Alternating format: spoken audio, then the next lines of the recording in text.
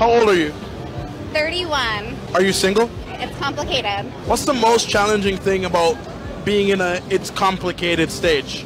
So I believe in traditional gender roles, and it's only complicated because he hasn't officially asked me to be his girlfriend. But if he hasn't yet, does it mean that he just wants to keep having fun with you? I don't think so. What?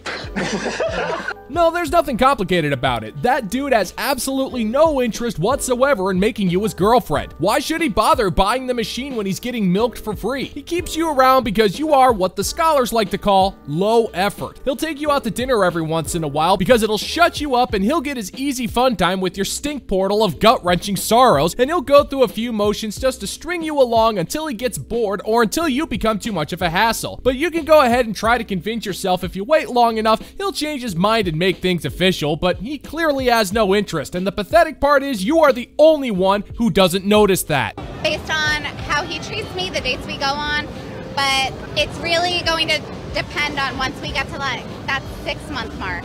And what month are you at now?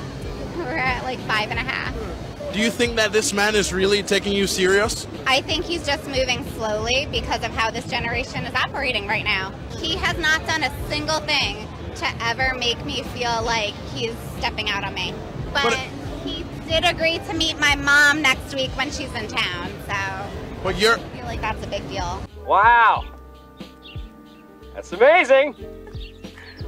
So in other words, you kept nagging him to meet your mother until he reluctantly agreed. You'll then use this as some kind of a milestone for the 6-month mark so you can justify staying with this guy who's clearly not interested in you except for what little you have to offer in the bedroom. Blaming your generation for moving too slowly is merely a cop-out. So is that arbitrary 6-month marker. What are you gonna do after 6 months? 50 Intergalactic Spacebug says that even if you give him an ultimatum after those 6 months, he's not gonna change his mind. He's just gonna kick you to the curb because you've officially passed the point of low effort and into the point of being a pain in the ass. And we all know what your reaction's gonna be once that happens. I swear you guys rip on me 13 or 14 more times, I'm out of here. Now, being that it's a situationship and it isn't official, would it be okay for him and you to see other people still? I would respectfully not, because I wouldn't want him to do that to me, and I would expect that he's not doing that. But if it were to happen to it, Then I would have to end things. Oh, I'm so scared.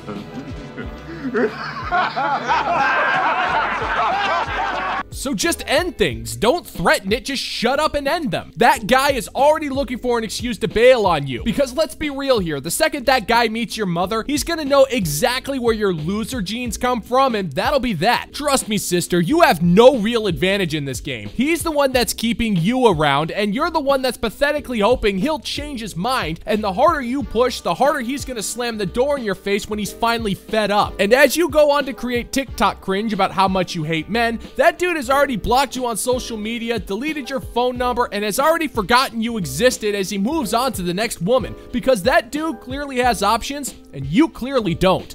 It is known. It is known. I'm referring to the age gap. The women around me that are around my age are in relationships with younger men, and I see that they're not the healthiest. There's just like a mother-son relationship going on. Then I'm going out and I'm meeting nothing but 20-something-year-olds, and I am definitely not up for that kind of relationship. Man, you are one pathetic loser.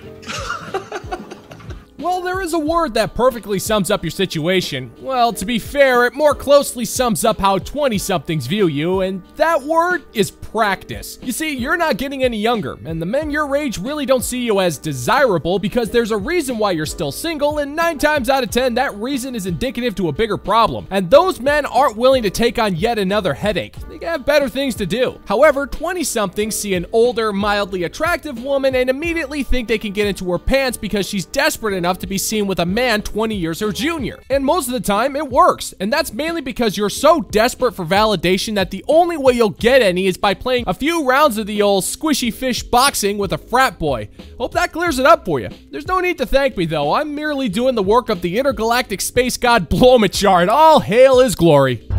So where are you single 40-something-year-olds hanging out at? Because I am not meeting no one around my age group What do you guys do? This goes for females and males. Where do you meet people?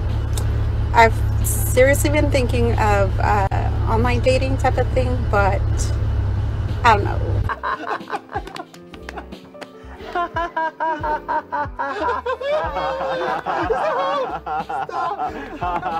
Oh man, I am so sorry. I totally forgot to fax you over an invitation to Skeeter's house last weekend. So get this, Skeeter got all of the strong and mature 40-year-old men a lifetime membership to the Catapult Club, so we were all broing out and having a straight up catapult extravaganza. We were over at his house last weekend helping him build this awesome catapult. We were launching all sorts of cool stuff. Hay bales, broken vending machines. We even figured out a way to launch a porta-john toilet into the dean's backyard. Was it overkill? Maybe. I mean, none of us actually went to that particular college, but if you ask me, that just makes our case all the more stronger. Because if there's one thing that makes the sacred right of brotherhood all that much stronger, it's catapult, good times, and plausible deniability. So why don't you telegraph me your fax number and I'll forward it to my intern secretary. Maybe we'll get around to faxing you Skeeter's address before graduation, but between you, me, and the wall, I wouldn't hold my breath too much. So as many of you guys know, I am 6 months post-divorce, and I was like, you know what?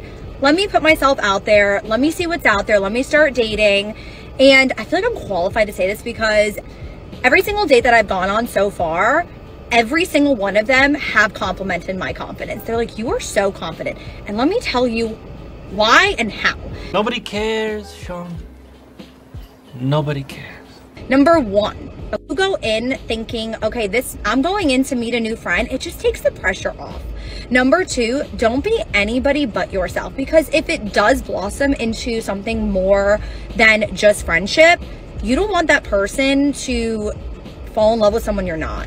What in God's holy name are you blathering about? Woman, you are barely qualified to tie your own shoes, let alone give any form of dating advice. If men say that they are impressed with your confidence, that's just a nice way of them saying that you are extremely pushy, superficial, and obnoxious. However, they're not going to tell any of this to your face because they have no idea whether or not you're an arsonist. And judging from what I've seen so far, I'd say the odds on that accord are 50-50. So they're going to grit their teeth and get through that awkward coffee date as painlessly as humanly possible, just so they can go home and take a nice hot shower so they can wash away that shame. Personally, I'm surprised to see that you act like anyone except yourself. Your camera presence already tells me everything I need to know, and that is you're not even worth a filthy quickie in a truck stop bathroom. And I'm not even your target demographic for dating. So what does that say about the rest of the men you desire? Number three, don't blend in. Don't like something just because they like something, right? We all want commonalities with somebody, but if they are into something and you don't know what it's about, there's nothing wrong with being like, can you tell me more about it? There is nothing wrong. Number five, you don't want to be sitting at a bar or a restaurant and you're waiting for them. Okay, you guys need to remember, you are the prize. You are the women. I don't know when these roles reverse where women chase men. No. Okay, when that role is reversed, that's just weird. That's gonna put you in your masculine energy, and that's gonna, no, baby, because you are in your feminine energy. If a man wants to take you out, you need to walk in second, because you don't want to be waiting there all awkward, right? You walk in, you don't need to be staring at your phone. You need to be walking into a space, looking around, looking like you're hot shit, because you are hot shit. Dear God in heaven, tell me, what is it like to be so wrong? Lady, if you are the prize, then it's one of those cheap plastic prizes that cost 500 tickets at my local arcade. You're overpriced, require way too much effort to obtain, and freakishly brittle. You need to grow up. If you truly were a prize, then you would have been wifed up years ago. Oh, wait a second, you were wifed up a few years ago, and then you decided to throw all of that away for no reason outside of the fact that you were tricked into doing so by idiots on TikTok. You think because of your mere existence and your mediocre bedroom abilities somehow make you a prize, but everything I've seen shows the opposite. All you've done for the last 2 minutes, outside of thinking that 5 comes after 3, is brag about how many dates you've had, but at no point have you secured a second date with any of these men. So if anything, if you are a prize, it's a prize that has only one thing to offer. Nothing! Absolutely nothing! Stupid! You're so stupid! If he is not pursuing you, then he's not the one. He is not the one, guys. You have to remember, you are the prize. And there are plenty of people out there. So if he's not pursuing you, then another man will. I promise you. Like, just have fun. Dating is supposed to be fun. It's supposed to be light. You're supposed to be getting to know this person. And if the first date, I mean, I've been very lucky. Like, all my first dates have been super fun. The guys have been really, like, polite and gentlemen. I don't know if it's, like, because you have, like, this new confidence when you're divorced. You're like, I don't give a F. Like, I know what I want and I know what I don't want. But I feel like every man that I've talked to, like, it's kind of, like, attractive. I don't know the sense behind it. I don't know if it's like, okay, well, this girl can hold a long-term, you know, relationship. This girl's not afraid to walk away if something doesn't serve her. But, like, if you are divorced, do not feel ashamed to put yourself back out there. That's nothing to be proud of, Rusty. Do you actually listen to yourself? You are bragging about how much fun you've had on multiple dates with multiple men as if that's some kind of an accomplishment. It's really not. If anything, when you say you've had multiple dates with multiple men, all we hear is that those men found you so unappealing that they never wanted to talk to you again. And the more dates you go on, the less desirable you become, because at that point, you're just passing yourself around like a bag of frickin' Oreos, and no self-respecting man wants to deal with that crap. What you see as confidence, men see as a bad attitude, because if this man decides to get into something serious with you, you're just gonna relentlessly break his balls and question his leadership at every turn, and no self-respecting man wants to deal with that either. If you're divorced, then odds are you had your chance and you don't get a second one, because self-respecting men have better things to do with their time than waste it with a used up bag of damaged goods.